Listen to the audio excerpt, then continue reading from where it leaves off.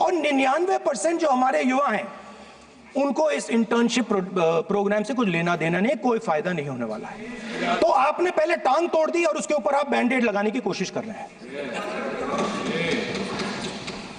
Main मुद्दा आज युवाओं का एग्जाम पेपर लीक है। जहां भी हम जाते हैं, आपने बेरोजगारी का चक्रव्यूह बना दिया इनके लिए, और जहां भी हम जाते हैं वो कहते हैं देखिए बेरोजगारी है मगर पेपर लीक भी होता है। तो आपने एक साइड पेपर लीक चक्रव्यूह, दूसरी साइड बेरोजगारी चक्रव्यूह। पेपर लीक मैं आपको बताता हूं 10 साल में 70 बार हुआ है। अगर आप जानना चाहते हैं, अगर आप जानना चाहते हैं 10 साल में 70 बार हुआ है। तो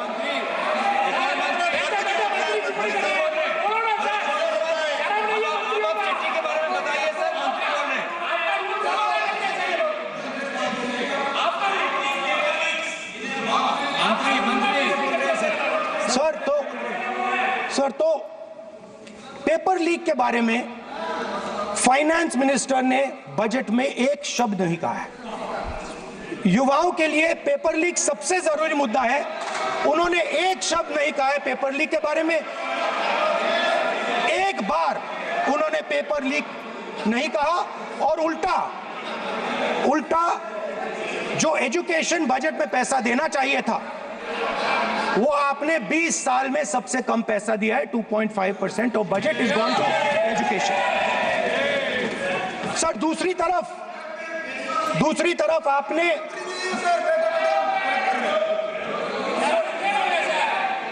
आपकी नहीं मानते सर, ये रनिंग कमेंट्री कर रहे हैं सर। दूसरी तरफ पहली बार सेना के जवानों को आपने अग्निवीर के चक्रव्यूह में फंसाया। सही बात। इस बजट में अग्निवीरों के पेंशन के लिए 1 रुपया नहीं है। आप अपने आप को देशभक्त कहते हो, मगर जब अग्निवीरों की मदद करने की बात आती है, जवानों को पैसा देने की बात आती है, तो बजट में आपको 1 रुपया नहीं दिखाई देता। उनकी पेंशन के लिए 1 रुपया आपने नहीं दिया।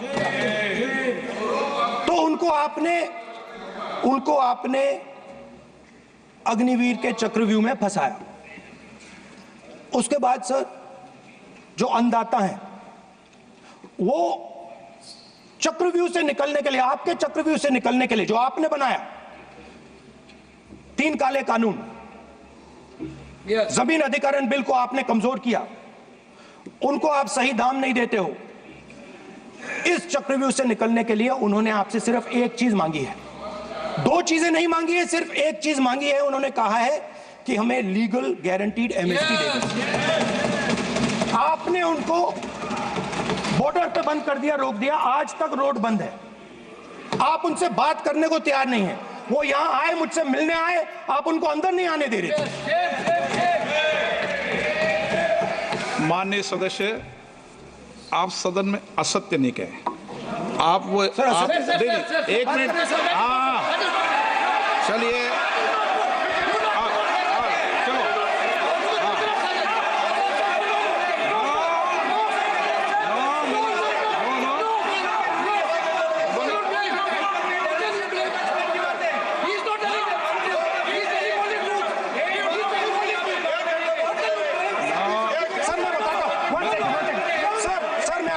चलो, सर मैं आपको फैक्ट बताता हूं सर, जो मुझे एक सेकंड, हाँ मैं आपको फैक्ट बताता हूं, फिर आप मुझे करेक्ट कर दीजिए। स्पीकर सर, फार्मर्स का डेलीगेशन नहीं सर, मैं आपको फैक्ट बताता हूं। पर आपके माननीय सदस्यों को कह दें वो सदन पर आरोप नहीं लगा है। रिपोर्ट से बोलता हूं मैं, बिना रिपोर्ट के नहीं बोलता हूं। बोलिए, बोलिए, उनको बोलने दीजिए, उनको बोलने दीजिए, उनको बोलने दीजिए, आप बोलने दीजिए उनको, बोले, वो बोले, बताएं, वो बताएं, मैं बताऊंगा। Speaker sir, 1 second. Speaker sir, मैं आपको बताता हूं जो मुझे मालूम है। स्पीकर सर, मैं आपको बताता हूं। बैठिए।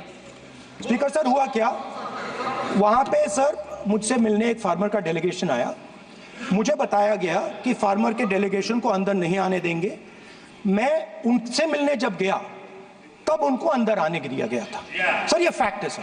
अब पता नहीं कोई मिसकम्युनिकेशन हुआ वो अलग बात है, बट फैक्ट ये है कि जब मैं मीडिया के साथ वहां गया तब दरवाजे पार्लियामेंट के, संसद के उनके लिए खुले, उससे पहले वो बंद थे। ठीक है। और ये आप उनसे भी पूछ लीजिए sir. Please please no please please एक मिनट प्लीज। आपने विषय उठाया इसलिए मैं बोल रहा हूं। ऐसे तो सदन की व्यवस्थाओं पर सवाल नहीं उठाना चाहिए।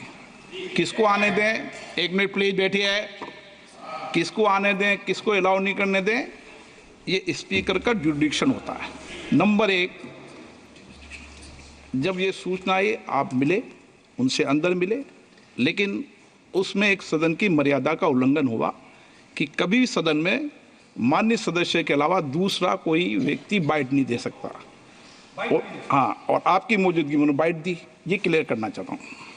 सर ये टेक्निकलिटी है सर, ये मुझे मालूम नहीं था। कोई बात बट सर प्लीज नो। यहाँ पे हीरोइंस आके बाइट दे रही है सर। सर आप मत बोलिए, आपके नेता बोल रहे हैं। तो स्पीकर सर, जब महिला आरक्षण आया तो ये आपको बेटे बेटे कमेंट्री सर, हम करने का चाहते अधिकार नहीं है। माननीय प्रतिपक्ष के नेता आपके बेटे बेटे सदस्य कमेंट्री कर रहे हैं, फिर वो कहते हैं कि लोग क्यों कमेंट्री कर रहे हैं। सर हम चाहते थे, हमारा एक्सपेक्टेशन था कि जो अन्नदाता है, जो सरकार से सिर्फ एक चीज मांग रहा है, लीगल गारंटीड एमएसपी। हमें लगता था कि ये कोई बड़ा काम नहीं है सर, ये इतना बड़ा काम नहीं है। हमें लगता था कि अगर सरकार बजट में इसका प्रोविजन कर देती, अगर बजट में इसका प्रोविजन कर देती तो जो हमारे किसान हैं जो चक्रव्यूह में, आपके चक्रव्यूह में फंसे हैं, वो निकल पाते। ये हमारी थिंकिंग थी, मगर आपने नहीं किया। तो मैं यहां इंडिया गठबंधन के तरफ से गारंटी देता हूं कि हम ये काम करके दिखा देंगे। जो आपने अपने बजट में नहीं किया वो मैं हिंदुस्तान के सब किसानों से कहना चाहता हूं, गारंटीड लीगल एमएसपी हम इस सदन में पास करके आपको देंगे। स्पीकर सर, जो मिडिल क्लास है सर, वो प्रधानमंत्री को, अच्छी बात बोल रहा हूं,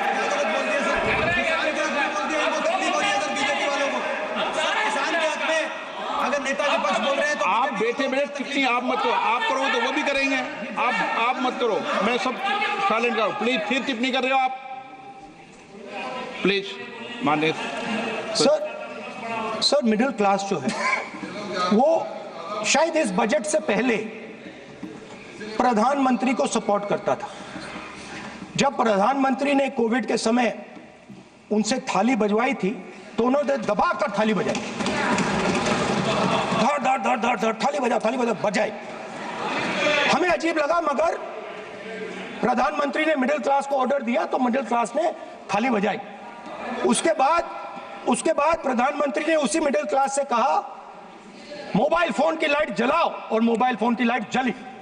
मिडिल क्लास ने, पूरे हिंदुस्तान में मिडिल क्लास ने मोबाइल फोन की लाइट जला दी। अब इस बजट में आपने उसी मिडिल क्लास के एक छुरा पीठ में मारा, दूसरा छुरा छाती में, एक इधर मारा और एक इधर मारा।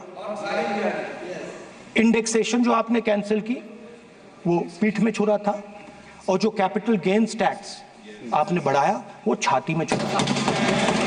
आपने long term capital gains tax को 10% से 12.5% किया, यहां छाती मारी, यहां छुरी मारी, और शॉर्ट टर्म को 15 से 20% छुरी मारी। दुख की बात है, मगर इसमें एक इंडिया गठबंधन के लिए एक हिडन बेनिफिट है। मिडिल क्लास अब आपको छोड़ने जा रही है और इस साइड आ रही है। तो मेरा कहना है, जहां भी आपको मौका मिलता है आप चक्रव्यूह बना देते हो। एक चांस मिलता है आप चक्रव्यूह बना देते हो। हम चक्रव्यूह तोड़ने का काम करते हैं। हमारे बजट में किसान का कर्जा माफ हुआ, चक्रव्यूह तोड़ा। मनरेगा हुआ, चक्रव्यूह तोड़ा। तो हम चक्रव्यूह तोड़ने का काम करते हैं, आप चक्रव्यूह बनाने का काम करते हो। आप चाहते हो कि हिंदुस्तान छोटे छोटे खांचों में रहे, और हिंदुस्तान के गरीब लोग सपना ना देख पाए? सिर्फ अदानी और अंबानी। अरे क्या सर? सर मैं सर कैसे बोलूं सर?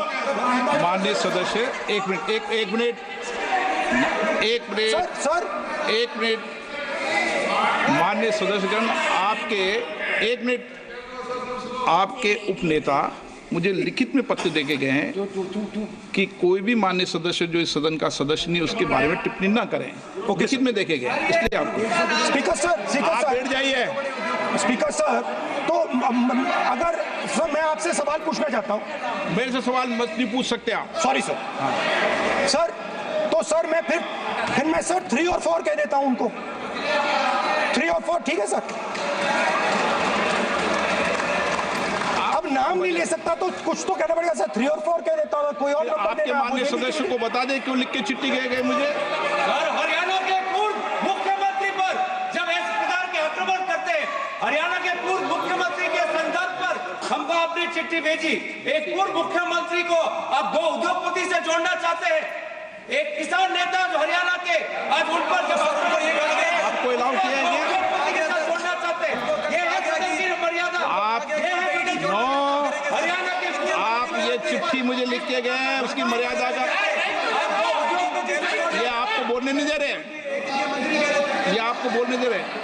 आपसे मेरी ये अपेक्षा है आपसे। आप सदन, एक मिनट प्लीज। आप सदन के नेता, सदन के आप प्रतिपक्ष के नेता हैं। ये सदन की अपेक्षा रहती है कि हम सदन का डेकोरम, डिसिप्लिन और उसको बढ़ा के रखें। स्पीकर सर, इसलिए आप जो विषय रखें वो नियम प्रक्रिया में रखें। स्पीकर सर मगर मैं ये कैसे कहूं? इन लोगों के इनका इंडिकेशन कैसे दूं मैं सर? आप मुझे बता दीजिए सर। कोई दूसरा तरीका हो सर, नाम नहीं लेने हो तो कोई और तरीका दे दीजिए सर। अच्छा, एक मिनट आप ज्ञान मत बांटो उनको, वो ज्ञानी है। सर A1 A2 चलेगा सर? A1 A2 माननीय प्रतिपक्ष के नेता, मैं आपसे फिर अपेक्षा कर रहा हूं कि आप कम से कम नियम प्रक्रियाओं की पालना करेंगे। सदन में आप अब प्रतिपक्ष के नेता हैं, ये अपेक्षा। Sir how PM is speaking, Home Minister speaking, you are not telling this. You are only advising LOP, sir. How can it be? How can it be, sir? How can it be? आप duty होना चाहिए, sir. आप duty होना चाहिए. आप duty होना चाहिए, sir. उसकी मर्यादा में रहकर बात तोड़ो, उसके आगे पीछे वाला। स्पीकर सर, मैं तो सबसे ये अपेक्षा। आप बैठ जाइए। आप किसने कहा? प्लीज बैठिए। पॉइंट ऑफ ऑर्डर जानते हो? पॉइंट ऑफ ऑर्डर क्या होता है? प्लीज बैठो। तुम्हारे नेता बोल रहे हैं point of order, please.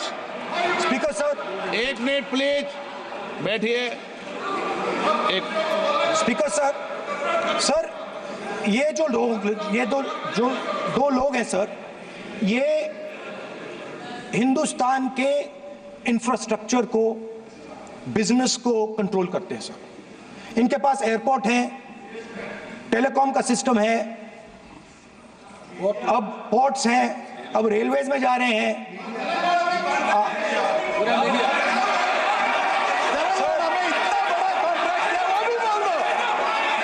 Sir इनके पास, राजस्थान वाला भी बोलो। सर इनके पास हिंदुस्तान का पूरा धन का मोनोपोली है सर।